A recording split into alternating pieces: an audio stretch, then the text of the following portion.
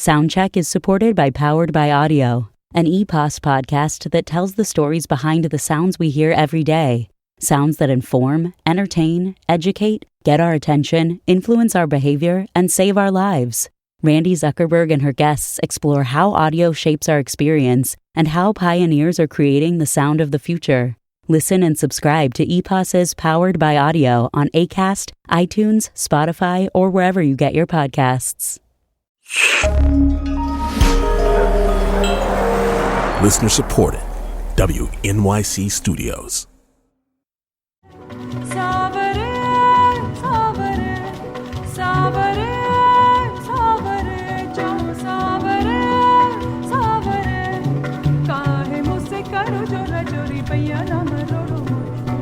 From newsounds.org, this is a remote edition of Soundcheck, our series of live performances and interviews.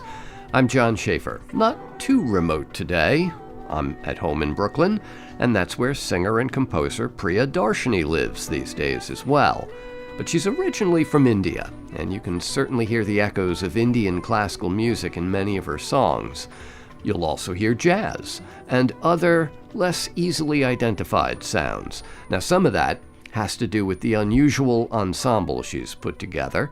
Priya Darshini and her band are going to play two songs from her recent album called Periphery for us today. And Priya, it's great to have you with us. Very glad to be here, John. So where are you taking us digitally for these live performances? Tell me about this space that you're in called Wild Birds. Well, Wild Birds is a music venue that a very dear friend of mine, Julian, started recently, and it opened right as soon as we went into lockdown in New York. I reached out to Julian and I asked him if we could record there, and he said, of course, just come use our space. You know, it's a really beautiful spot. So, well, tell us who you've brought with you for these performances, because this is not a conventional, piano, bass, and drums behind you. Right. I have Max ZT on the hammered dulcimer, who's also on the record. Mm-hmm. Max ZT was one of the writers and persons who also played on the record. He also happens to be my husband. Mm-hmm. And convenient. Yes. And we also have Moto Fukushima, who plays the bass, and Ignacio Rivas Bixio, who's playing drum set. Okay. And the first song that we're going to hear is called Jahan. What does that mean? Jahan translates loosely into world, but it's a more emotional definition of world. It's how you feel the world. And, every song on Periphery explores what home means to people who are like me, feeling on the periphery of things, and this is one of the songs. I think this is the first song on the record, and I collaborated with a very dear friend who is a writer, poet, author, filmmaker in India, in Bombay. His name is Devashish Makija, and we collaborated on the lyrics together. Okay. Yes. Yeah. Let's hear this performance from Priya Darshini and her band. The song is called Jahan.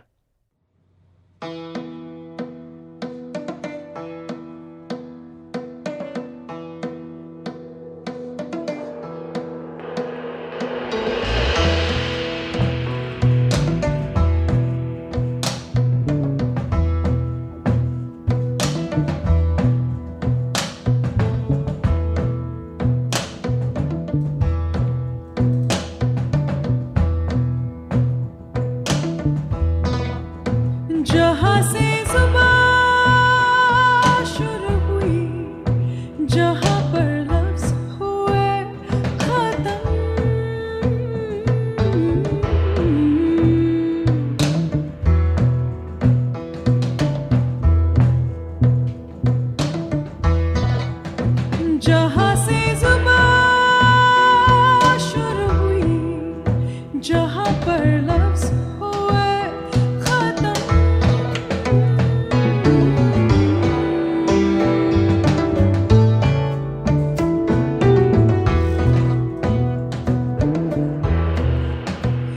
कहा कहने से सुना ज़्यादा अहम हो रहमे करम रहमे करम रहमे करम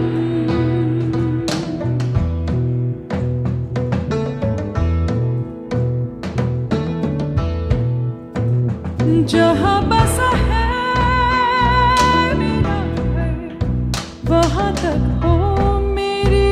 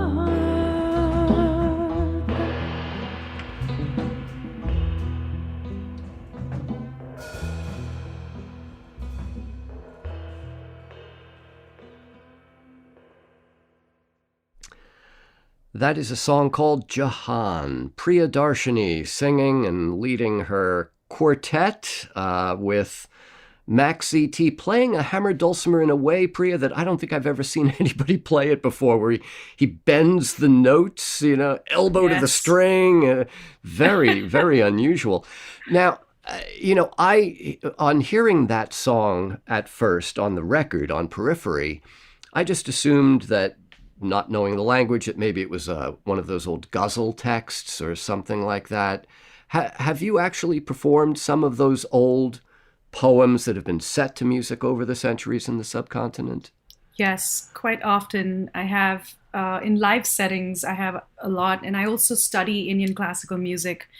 And what you're talking about, ghazals are the semi-classical form of this music. And so, yeah, I do that pretty often, but mostly with just how I study. And I've been studying with my guru for over 16 to 17 years. So we do explore this style. Well, there's another, you're from Mumbai, right? Yes. So that is the city that we associate with a very different sort of music, which is the Bollywood film scores, those big pop songs that become huge hits throughout the subcontinent and the diaspora.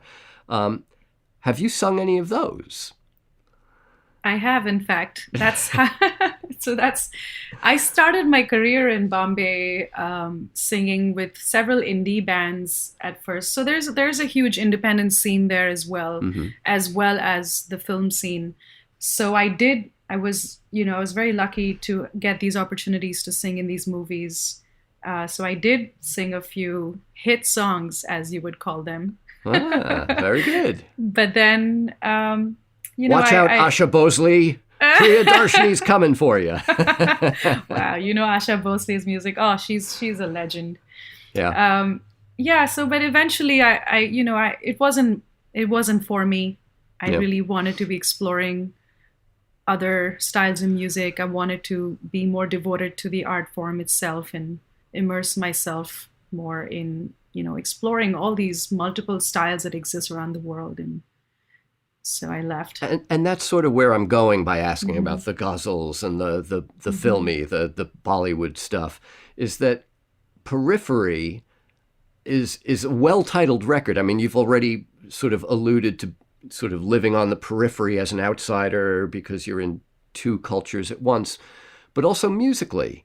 You seem to live on the periphery, that there are elements of all these styles. It's certainly an element of jazz, so it seems like there are all these kind of elements in the musical stew that you've developed over the years. How much of that happened here in New York, and how much of it is what brought you here to New York? So much of it has happened here in New York, and it's what brought me here to New York. It's both of those things.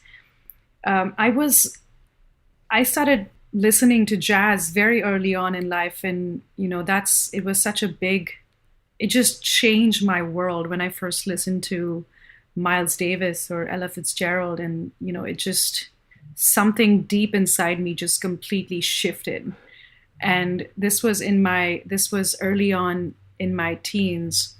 And at that time, I hadn't heard jazz before, and I didn't know what jazz was. I'd heard about it, but I didn't really know what it was. And as I started listening to more jazz and also music from around the world, that was my way of traveling the world, and as I started collaborating with different artists here, I started to learn. I've been a student all my life, and I think having that approach to music has been so great for me. I'm constantly learning. Every rehearsal is learning for me, and I've picked up on so many different styles. That's how that happened. And what you're hearing on the record, is definitely just, I think it's a reflection of that journey. Yeah. Well, a song like Loneliest Star, which we'll hear next, this really presents as a jazz, almost like a torch song, a jazz ballad. Except for a moment in the middle where that Indian classical vocal training comes through. So I'm wondering what it was like for you as a teenager studying Indian classical music with your guru and listening to jazz at home. What did your teacher think when you said, "I'm in love with Ella Fitzgerald," you know? Good question. So, I went through so many teachers before I found this guru that I've now stuck with for years. And, in any style of classical music, you will find people who are sort of stuck and staying in the box, and this is how things should be done. Yeah. But my guru was, the reason I was so attracted to his style of teaching was because of his open-mindedness. He is one of the biggest fans of Mozart that I know. He's a harmonium player, so he's obsessed with Mozart, and he loves Bruce Lee. That's all our lessons, sort of, he'll bring, we'll watch a clip of Bruce Lee and dissect it and analyze it and bring some of that into our improvisation techniques. And he's also an artist. He's a painter, a brilliant painter. And so he'll bring some of that into what we're doing. Well, now you got to tell me his name. I'm not going to know it, but yes, his name is Sunil Borgaonkar. Okay. And I introduced him to jazz, and he was blown away. So he was so excited. Good for Sunil. Good for him. Yes. He was so excited by what he was hearing, and he's always encouraged me. For him, it was like, no matter what you play or what you sing, the important thing is that it comes from a place of authenticity and immersion. Well, let's hear some of the results of all that study and all that work. We're speaking with Priya Darshini. Now let's hear her singing in a song called Loneliest Star.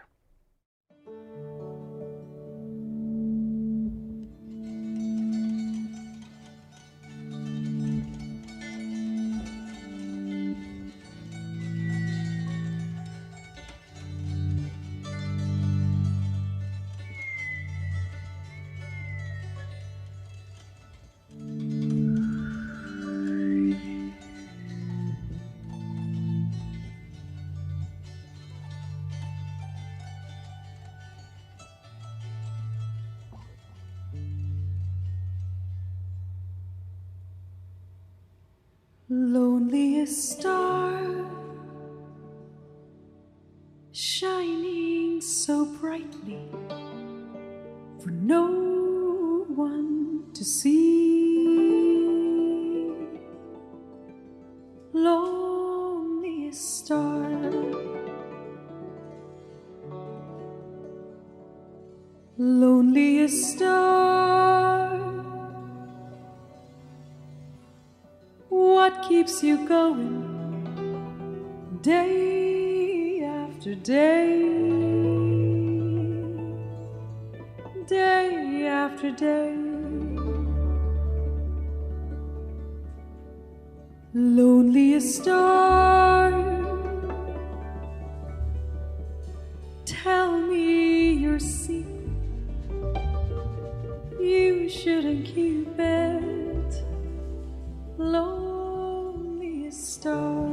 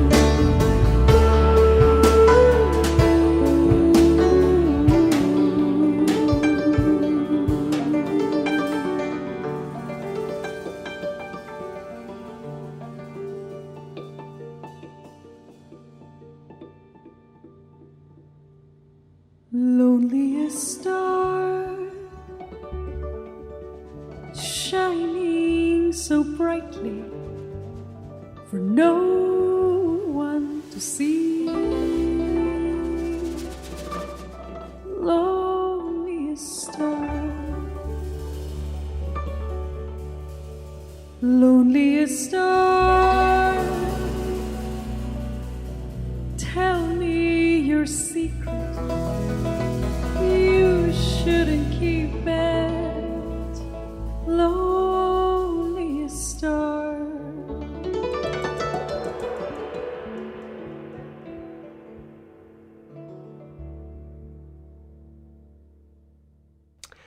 That's Loneliest Star, Priya Darshini and her quartet performing live versions of a couple of songs from her album called Periphery, and once again performing at Wild Birds, a club here in Brooklyn. Well, now, you're a runner, not just a runner, an ultra-marathoner. This city, I mean, I'm a native New Yorker. I will support New York till the cows come home, but I can't imagine it's that great a town for an ultra-marathoner. Do you have to get out of New York to do that? Yes, I don't enjoy running in the city. New York is a great city for runners, firstly. There are so many runners in the city, and it's very inspiring to watch. And there are so many incredible elite athletes here. Right. So, but outside of that, just personally, I'm inspired by nature. I only run because I want to explore different parts of the world on foot, parts of the world that you can't really access in any other way. So. Like where? Well, I love running in deserts or in the Himalayas. That's where I've run most of my races. Wow. Would it be wrong of me to assume that you must have incredible lung power and that must come in handy as a professional singer? Most definitely. It does come in handy. You can't run up in those mountains, especially with that thin air, unless your lungs are very strong. But that said, even the most elite runners struggle in high altitudes because there's just no formula for training. So then when you come back down to sea level, do you feel like a superhero? Quite the opposite. It's Really? Very humbling. My ego gets destroyed, and which is why I do these things. I want my ego to be destroyed. So Periphery is out. What happens next? Are you already at work on the next batch of songs? Yes, and on Periphery, it was a live album recorded on one microphone, entirely live. Wow. We had 12 days to write the record. So Wow. it was, this time I want to allow myself a little more time to produce this in a different way and, access these other layers of musicality that, I want to be able to express in. But I also want to give it an out time because someone like me especially, the reason I haven't put out music for so long is because I was, I think it's ego. This is all ego. You're trying for perfection, which does not exist. And, it was a great lesson for me, to learn that, hey, you have to just be in the now. So now I'm just going to give myself an out time and try and finish it. It's definitely going to come out this year. Oh, great. Yeah. Well, in the meantime, we have Periphery, Grammy nominated. So for a record that was written and recorded and produced in 12 days, well done. Thank you. Priya Darshini has been my guest. Thank you for doing this and putting the band together for us. It's really been a lot of fun. Thank you, John. It's been such a pleasure.